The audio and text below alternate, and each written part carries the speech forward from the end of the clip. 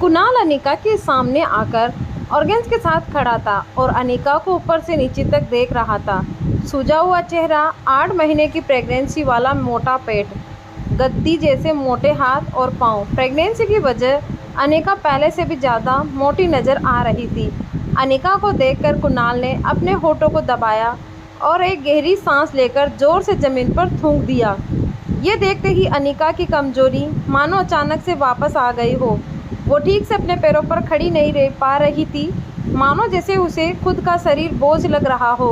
कुणाल गुस्से में घूरते हुए जैसे जैसे आगे बढ़ रहा था, वैसे वैसे अनिका एक डरे सहमे मेमने की तरह घबराकर पीछे होती जा रही थी।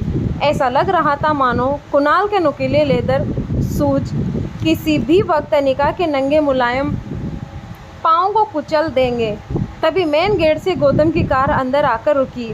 गौतम कार से उतरकर तेज कदमों से कुणाल के पास आया, जैसे कोई सेक्रेटरी अपने बॉस के पीछे भागकर आ रहा हो।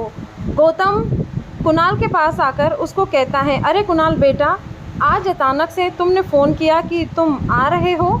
तुम्हारे कॉलेज में छुट्टियां शुरू हो गई क्या? कुणाल ने गुस्से में कहा, पूरे 4 महीने बाद आया हूँ। आप ऐसा बोलकर अपने दामाद का वेलकम करोगे? वैसे काफ़ी कुछ बदल गया है यहाँ पे। कुणाल ने अनिका के पेट की ओर देखकर अपनी जेब से रम की बोतल निकाली और मुंह से लगा ली। वो आया था तब से उसकी नज़र अनिका के पेट पर ही जमी हुई थी। माहौल को थोड़ा ठीक करने के लिए गौतम ने कुणाल से कहा, आओ कुणाल बेटा, अंदर चलकर बात करते हैं। लेकिन गौतम की बात को अनसुना करते हुए रम के घूंट लिए और अनिका के पेट को घूरता रहा। गौतम को भी थोड़ा अजीब तो लग रहा था, लेकिन कहीं ना कहीं वो कुणाल के मन की बात को समझ रहा था।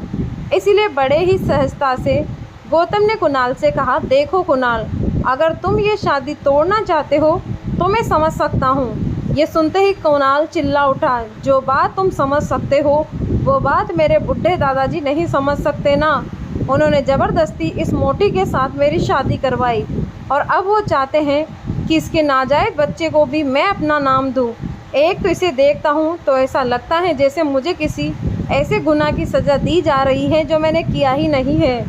शादी के मंडप से तुरंत इसीलिए भागा था मैं, ताकि मुझे इसके साथ एक पल भी न रहना पड़े। बोलते बोलते कुणाल की सांसें फूलने लगी थी, जैसे कि वो महीनों से अपने अंदर भरी हुई भड़ास निकाल रहा हो। अनिका और गौतम दोनों ही कुणाल की बात सुनकर ऐसा महसूस कर रहे थे जैसे अभी के अभी वह धरती फट जाए और दोनों बाप बेटी उसके अंदर समा जाए। कुणाल का आक्रोश अपनी चरम सीमा पर था। अब भी कोई कसर बाकी रह गई हो, इस तरह उसने अनिका की तरफ इशारा करते हुए आगे कहा, देखो इस बेशरम लड़की को, शादी के फेरे लेते समय पेट में किसी और का बच्चा लिए घूम रही थी और इतना होने के बाद भी आज मेरे सामने ऐसे बेशर्मों की तरह खड़ी है। क्या लगा तुझे कि मैं इस बच्चे को मेरा नाम दे दूंगा? कुणाल डोगरा का नाम? पता नहीं किस गटर का कीड़ा है ये बोलते हुए वो गुस्से में अनिका की ओर आगे बढ़ता है, मानो जैसे वो गुस्से में पता नहीं अनिका को क्या कर देगा। लेकिन तभी शराब की वजह से कुणाल के पैर लड़खड़ाए और वह अपना बैलेंस खो बैठा। लेकिन तुरंत गौतम ने आकर कुणाल को पकड़कर संभाल लिया।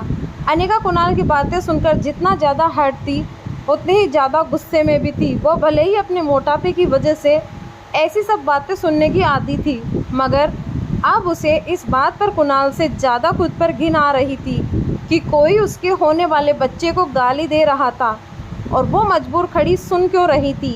बच्चे का ख्याल आते ही न जाने कैसे अचानक अनिका के अंदर अजीब सी हिम्मत आ गई और वो बिना कुछ सोचे वो बोल पड़ी, मैं इस शादी को नहीं मानती। ये सुनकर गौतम और कुणाल दोनों शॉक्ड थे। कुणाल सोच रहा था कि कल की आई फिद्दी सी लड़की में इतनी हिम्मत कहाँ से आ गई कि वो मेरे यानी कि कुणाल के सामने ऐसे बोले। लेकिन इससे पहले कि वो कुछ रिएक्ट कर पाता, गौतम ने बात को संभालते हुए कुणाल से कहा, इस वक्त अनिका की तबीयत ठीक नहीं है, इसलिए तुम इसकी बातों पर ध्यान मत दो। और रहा सवाल बच्चे का, तो होते ही उसे अनिका से हमेशा के लिए अलग कर दिया जाएगा, मेरा यकीन करो। अपने पापा की ये बात सुनकर अनिका को ऐसा लगा जैसे किसी बड़े से ट्रक ने उसे पीछे से टक्कर मार दी हो और वो जिंदगी और मौत के बीच जूझ रही हो। टेंशन में अनिका की सांसें फूलने लगी और एक पल के लिए वो सांस लेना भूल गई। ठीक उसी पल में अचानक से अनिका के पेट में ज़ोर से दर्द हो गया। दर्द के मारे अनिका एक झटके से अपने पेट के बल गिरी और बेहोश होती आंखों से उसने देखा कि गौतम दौड़कर उसके पास आ रहा था। गौतम ने हड़बड़ी में फ़ोन करके एम्बुलेंस को बुला लिया था, लेकिन यह सब देखकर भी कुणाल वहीं खड़ा बेशर्म और बेसुध बनकर रम के घूंट मार रहा था, मानो उसे किसी भी चीज़ से कोई फर्क नहीं पड़ रहा हो। शाम की मध्यम रोशनी अनिका के सामने धुंधली हो रही थी। उसे बस एक छोटी बच्ची की आवाज़ सुनाई दे रही थी, मम्मी मम्मी उठो ना मम्मी। देखते ही देखते आज 6 साल बीत चुके थे, लेकिन आज भी वही आवाज़ अनिका के कानों में गूंज रही थी, मम्मी उठो मम्मी, प्लेन लैंड होने वाला है। फ्लाइट के बिजनेस क्लास की आरामदायक सीट पे सोई अनिका की आंखें झटके से खुली और सामने थी उसकी 6 साल की बेटी रिया। रिया का मासूम चेहरा और उसकी खूबसूरत कत्थई आंखें देखकर अनिका की जान में जान आई। उसका गुजरा हुआ कल कोई बुरे सपने से कम नहीं था। आज अनिका अपनी बेटी रिया के साथ बेंगलुरु से मनाली 6 साल बाद लौट रही थी। रिया ने अपना गेमिंग टैबलेट माँ के पर्स में रखते हुए बड़े प्यार से अनिका से पूछा, मॉम क्या हम मेरे डैड को ढूंढने मनाली जा रहे हैं? अनिका ने बड़े ही सरल तरीके से उसे समझाया, मैंने तुम्हें कितनी बार कहा है तुम्हारे कोई डैड नहीं है। इस पर रिया जवाब देते हुए कहती है, ओहो कम ऑन मॉम, स्कूल में हमें टीचर कहती हैं कि हर बच्चे के माँ बाप होते हैं। अब मेरे गेमिंग वर्ल्ड के कैरेक्टर की तरह मैं किसी दूसरी दुनिया से तो आई नहीं हूँ, तो ऑब्वियसली मेरे पापा भी तो होंगे ही, या किसी जादूगर ने मुझे अपनी हैट में से बाहर निकाला है। आबरा का डाबरा, रिया बाहर आ जा। रिया की ये बात पर माँ बेटी दोनों ही जोर से हंस पड़े। अपनी हंसी पे काबू पाते हुए रिया ने दूसरा सवाल पूछा, तो क्या हम यहाँ मेरे भाई को ढूंढने आए हैं? रिया का यह सवाल सुनकर अनिका एक गहरी सोच में डूब गई। उसे याद आ गया कि कैसे 6 साल पहले अस्पताल में उसने जुड़वा बच्चों को जन्म दिया था और अनिका के पापा की कद काठी के एक आदमी ने उसके दोनों बच्चों को उससे छीनने की कोशिश की थी।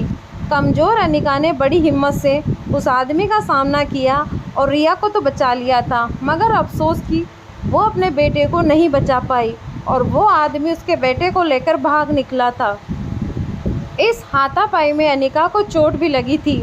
चोट इतनी गहरी थी कि उसका बचना लगभग नामुमकिन था और इसी वजह से अनिका की मौसी उसे अपने साथ बेंगलोर ले गई थी, जहां अनिका का इलाज हुआ था। हालांकि इन 6 सालों में अनिका पूरी तरह से बदल चुकी थी।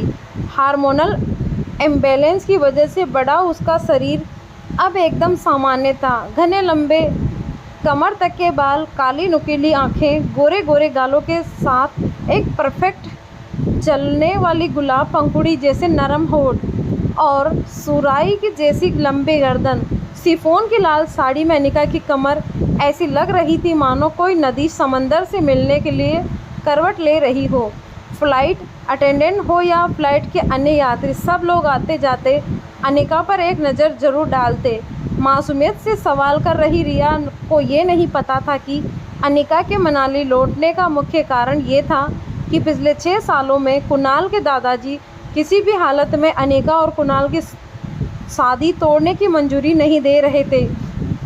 लेकिन 6 साल बाद आखिरकार कुणाल की जिद के आगे उन्हें झुकना पड़ा और वो ये शादी तोड़ने को राजी हो गए। मनाली वापस जाकर वो डिवोर्स पेपर पर साइन करने के साथ साथ अपने खोए हुए बेटे को भी ढूंढना चाहती थी। थोड़ी ही देर में फ्लाइट ने लैंड किया।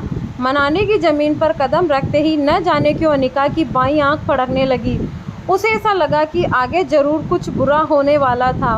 वो ये सोचकर लगेज काउंटर की तरफ बढ़ा ही रही थी, तभी उसकी नज़र पीछे की तरफ पड़ी, जहां फ्लाइट के सभी यात्री मुस्कुराकर उसी को देखते हुए आगे बढ़ रहे थे, मानो सब उसकी खूबसूरती में गुम होकर उसके पीछे पीछे चले आ रहे हो। अनिका थोड़ी कंफ्यूज होकर और रिया को संभालते हुए फटाफट आगे चलने लगी। लगेज काउंटर पर से जैसे ही अनिका अपना लगेज लेने के लिए झुकी, फटाक से 3 और लोग भागकर आए और उसका लगेज उठाकर अनिका को देने लगे, मानो सब इसी बहाने अनिका से बात करने की कोशिश करना चाहते हो। अनिका चुपचाप अपना लगेज ट्रॉली पर डालकर और रिया का हाथ पकड़कर एयरपोर्ट के बाहर की तरफ निकलने लगी। तभी उसके फ़ोन पर उसके पापा गौतम का फ़ोन आया। अनिका के फ़ोन उठाते ही गौतम ने बिना कोई खैर खबर पूछे अनिका से कहा, कुणाल तुम्हें लेने एयरपोर्ट आ रहा है। उसके साथ सीधे घर आ जाना। यहाँ तुम्हें 2 पेपर साइन करने हैं, एक डिवोर्स पेपर और दूसरे वो